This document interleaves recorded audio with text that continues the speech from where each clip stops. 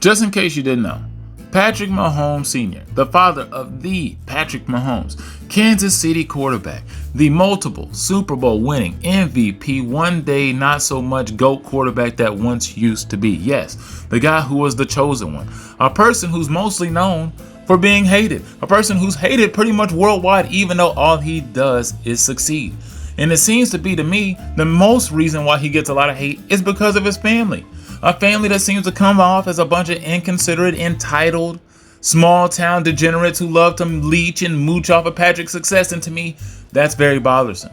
You know, you have his father, Patrick Mahomes Sr., a guy who's known to crash out in these type of ways and also try to use Patrick as a way to get out of his mess. Okay.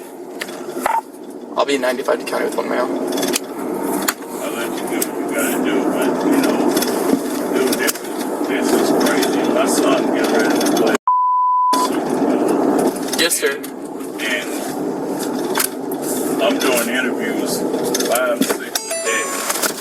And then now this will be on the news, which is gonna with him, and it's probably him up. He probably won't win the Super Bowl, but that's fine. That's what y'all want to do. Well, I'm not telling anybody. So all I do is type up the report. Then you have his wife, Brittany Mahomes, another woman who's been utterly embarrassing on the internet. Every time that her name came up, it was more or less like Patrick was like, hey, baby, I really need you to chill out because people are talking about you and it's not in a good light.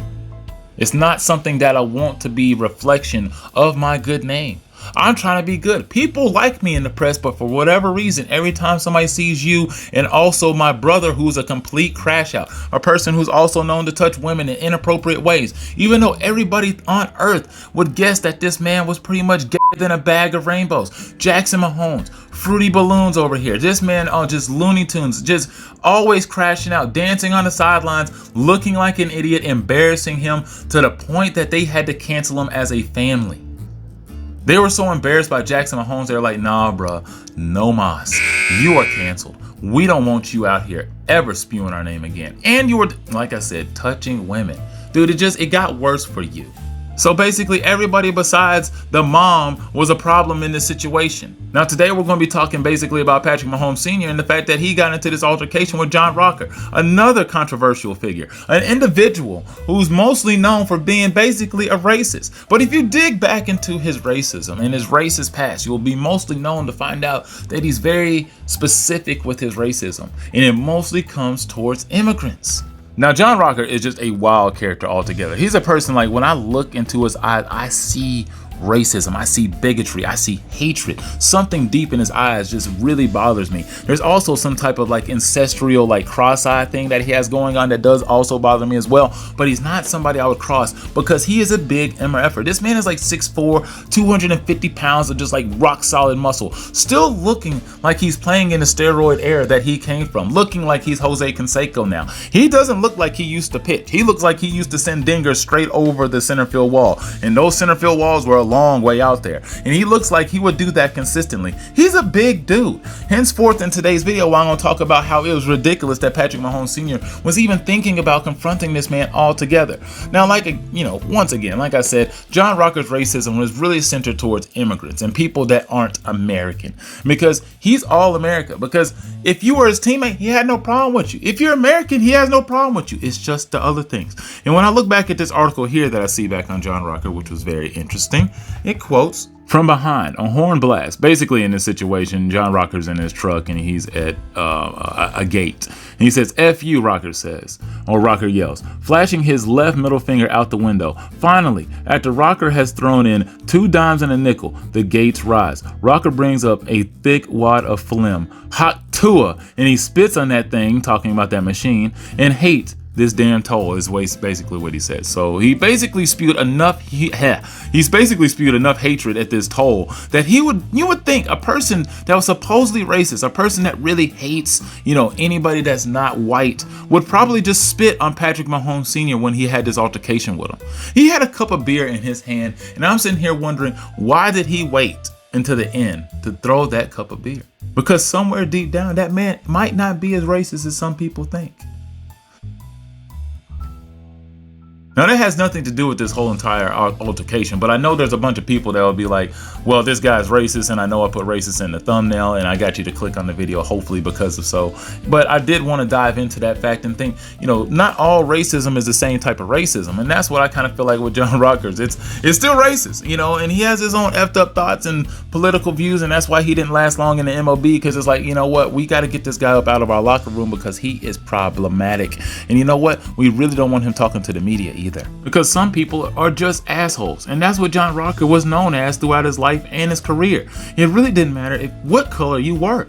He just didn't like you. Next quote: imagine having to take the number 7 train to the ballpark, looking like you're riding through Beirut, next to some kid with purple hair, next to some queer with AIDS, right next to some dude who just got out of jail for the 4th time. The biggest thing I don't like about New York are the foreigners. I'm not a very big fan of foreigners. You can walk an entire block in Times Square and not hear anybody speaking English. Asians and Koreans, Vietnamese and Indians and Russians. How the hell do they get in this country? In 10 minutes, he is due to speak at a Lockhart Academy, a school for learning disabled children. Does Rocker enjoy speaking to children? No, he says, not really. But of all things big and small, he hates New York Met fans. Sore arms, jock itch. The thing he hates most is traffic. I mean, I have no patience, he says. The speedometer reads 72 Rocker, and blue tinted sunglasses and a backwards cap is seething. So many dumbasses don't know how to drive in this town, he says. Billy Joel's New York State of Mind, humming softly from the radio. They turn from the wrong lane. They go 20 miles per hour. It makes me want to look at this idiot. I guarantee you she's a Japanese woman. A beige Toyota is jerking from lane to lane. The woman at the wheel is white. How bad are Asian women at driving? Now, the main point of today's video is obviously to break down this fight. And let's go ahead and go through the very beginning. As you can see, John Rocker, big white man here, he's already in Patrick Mahomes Sr., guy in red hoodie's airspace here. He's already up in his shit. So pretty much if there was going to really be any smoke, I feel like it would have already happened. And considering John Rocker's history, the one I was telling you about earlier, if this man was a mad racist, I figured he would go ahead and have already thrown his beer on this guy. If he was gonna, hawk Tua on a gate machine, I figured he would have hawked Tua in this dude's face. And that's the last time, I swear to God, I'm gonna say that, because I hate the whole hot Tua situation. And I said it again, and I apologize, but that thing is just terrible. Now, I will talk about that in another video. But anyway, back to this. So yeah, that means there's not going to be any real smoke here. Because if there's really going to be a fight, there would have been an immediate shove. Somebody would have got sucker punched. Somebody would have got laid out pretty quickly. Any fight that I've ever been in, pretty much all the ones I've been in, I was sucker punched. So the first punch might not necessarily knock you out, because I've been hit a lot in the face. And I mean, quite way too many times. And it does strike you as like, oh my God, there's a fight taking place. And it does wake you up to like, maybe I should start defending now. But Patrick doesn't seem like he's really in defense here, because it doesn't seem like really anything's going to happen. And I kind of understand why he wouldn't be afraid, but honestly, just looking at the size difference alone, I wouldn't test it. I wouldn't mess around, especially if this person was actually raging out. I'm telling you, he couldn't take one hit from this man, not one. Just look at the size difference. I mean, John Rocker, these guys aren't much different in age, but they're much different in size. John Rocker's like 250 something plus pounds and 6'4". If he was to hit Patrick Mahomes Sr. here, he would disintegrate. He would just literally just snap, just Thanos style. It would just be over. He would just cease to exist at that point in time. But as you can see, like, they're just getting into each other's shit, you know what I'm saying? They're just kind of talking, arms wide open, like, oh, what you gonna do, bro? There's that body language. And then you got these two middle-aged white men that pop up in the middle of this equation. And it has to make you wonder, what are they really going to do? Like this dude who's got his hands on John Rocker. First of all, these two dudes don't look like they can stop two kindergartners from throwing Legos at each other. And they're going to stop like two pro athletes from fighting in the middle of the street. This guy over here who looks like he's the district manager for Denny's, like he's not stopping anybody. Like, come on, dude. Like, really, this weak ass hand that you're putting on John Rocker, this is the hand of somebody who's putting it on somebody who wants to see a fight. I know, because I've done this. You put a light hand on somebody's chest. I remember one time my boy and somebody else got into it at a party one time in college, and I remember I was holding them back, but I wasn't really holding them back because honestly, I wanted to see the smoke. I wanted to see him lay dude out because I didn't like the guy that he got into an altercation with very much at the time. Now, we did eventually become cool, but it was like over, at that moment, nah, I wanted to see him get his, lights knocked out, and I want to see my boy Jake come through in it. I wasn't really holding him back. So it had the light hand. That's what this hand is here. And I know this hand.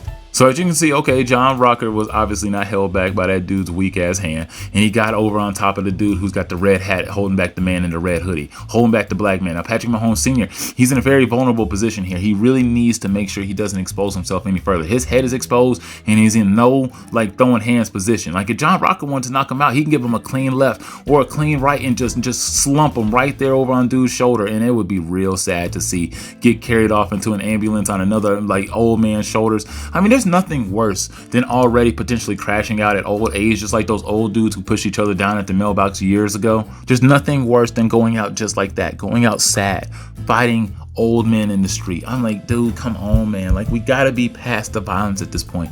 We can't solve things with words, even though sometimes the words might be over the top. At some point in time, they shouldn't trigger you anymore. I doubt any of that even happened in this altercation, but I'm just saying, that's a side note. Don't let those things trigger you. This just seems like two drunk dudes that just wanted to run off and just, cause a scene, and now it went viral for, pretty much nothing. Like, nothing happened at the end of this. Because as you can see, like John Rocker's chasing dude, slapping dude's hand across. And so essentially you have these two women here who are just in the most memeable moment of all time, just staring off at the buffoonery that's taking place over there to the left of them or right of them. It doesn't matter which direction it is. But anyway, it's happening. And they're just now sitting here around, just chilling. Basically just enjoying their snacks, enjoying the show. Looking at two dudes crashing out, looking sad out here on the internet. They now have the perfect still shot that just says insert caption here, insert meme here, whatever you want to insert right here. Pause. But as you can see, the rest of the fight is pretty much a sideshow of nothing. Patrick Mahomes gets escorted up out of the way, which is a good thing, because the last thing he needs is to take another L right after his son just took a big ol' L to Jalen Hurts and the Eagles in the Super Bowl. And it already looks bad enough on the Mahomes family. Everybody's calling his GOAT status, up for question now. And now it's sad. The whole family's going out sad. Patrick Mahomes Sr. continually just like, bruh, stop doing this to yourself.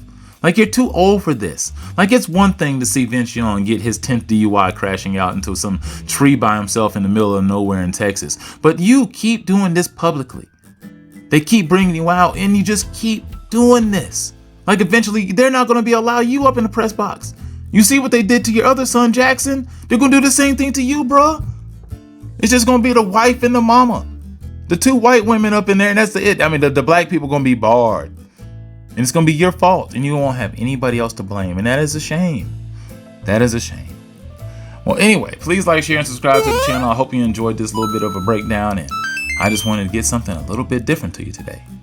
Well, anyway, holla at your boy.